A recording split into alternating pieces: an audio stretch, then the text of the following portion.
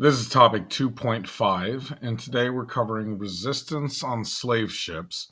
Our learning objective is to describe the methods by which Africans resisted their commodification and enslavement individually and collectively during the Middle Passage. It's a common myth that enslaved Africans went along with the dehumanizing treatment of the slave trade, and that isn't at all true. Captives resisted their enslavement in all kinds of different ways, including individual choices as well as collective or group action, which sometimes included full scale revolts, which were occasionally successful. More often, they were not successful, but the point is that the Africans always stood up for their humanity when they could and thoroughly resisted their commodification, which is a great word, so let's make sure we know what it means. Commodify means turning something into a commodity. And in case that doesn't help, a commodity is something that is bought and sold on markets, like you might sell gold, oil, corn, or rice. Commodities are often raw materials or natural resources, and enslaved people were being commodified when they were bought and sold in the slave trade. The Africans of the Middle Passage were viewed as property and treated like cargo, but they never submitted to this commodification. They always resisted and insisted on their humanity. One more great word before we move on, just because it's in the essential knowledge for this lesson. Africans also resisted deracination, which is a very fancy word for uprooting something. You can deracinate a plant, literally pulling it up by its roots, or you can deracinate a person by forcibly removing them from their home, thus uprooting them. During the 3.5 centuries of the transatlantic slave trade, 12.5 million Africans were deracinated or uprooted from their native communities in Africa. Africans didn't like being deracinated. They didn't like being commodified. They didn't like being enslaved. And they certainly didn't like the horrid conditions in which they were forced to endure the Middle Passage. And they found many ways to resist this treatment. Sometimes acts of resistance were individual, like refusing to eat, or what is sometimes called a hunger strike.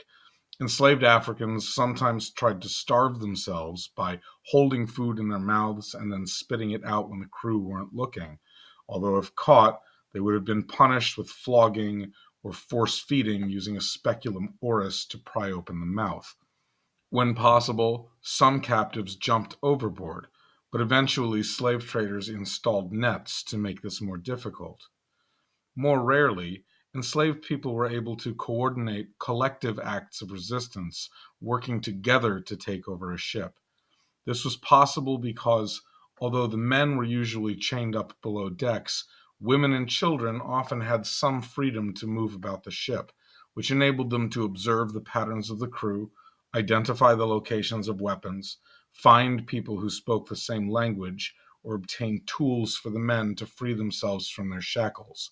Collective slave revolts were difficult to coordinate, especially when linguistic differences among the prisoners made communication a challenge. But they did occur, and on multiple occasions, crew members and slave ship captains were taken prisoner or killed. In 1729, enslaved people took control of a ship called the Clare and successfully dispatched the crew before liberating themselves in West Africa. But over time, slave traders learned to take precautions to prevent large-scale collective action from succeeding. This image illustrates how the crew fired upon the unhappy slaves from behind the barricado, which means barricade, a protective barrier erected on board slave ships as a security against such uprisings. Building defensive structures like the barricado and carrying more weapons on board made the slave trade more expensive for the slave traders and more dangerous for their captives.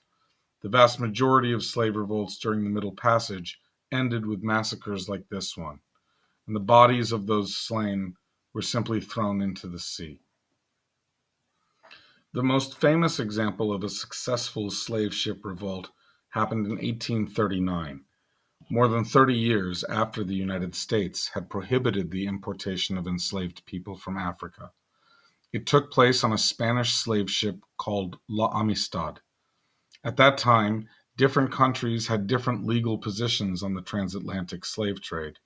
The British had outlawed it, but the Spanish continued to ship captives across the ocean, and in February of that year, Amistad departed the African country of Sierra Leone loaded with prisoners. And after several months, it arrived in Cuba, where 53 enslaved people were sold to Cuban plantation owners. Shortly after La Amistad left port in Cuba, a slave revolt broke out, led by a Sierra Leone native named Sengbe Pie, who is also known as Joseph Cinque. Somehow, he and the rest of the captives were able to subdue the crew and kill the captain, and then they demanded to sail back to their home. But they had no knowledge of navigating the ocean, and the crew gradually steered them toward New York, where they were intercepted by the U.S. Navy. They were arrested and put on trial for murdering the captain of La Amistad. The trial gained national attention and was ultimately decided by the Supreme Court. The proceedings were contentious, but American abolitionist groups provided legal counsel for the African defendants, and in the end, the High Court granted them their freedom. The highly publicized trial drew more attention to the abolitionist movement and increased public sympathy for the suffering of enslaved Africans.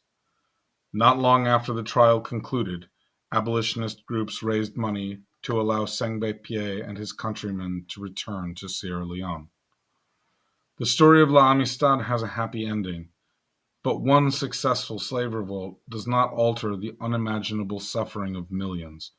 And the Supreme Court's decision in the case did not change the legal status of 4 million African Americans enslaved in the United States, who would continue to suffer the evils of chattel slavery for another 32 years. In our next lesson, we will look more closely at their suffering as they were bought and sold at slave auctions.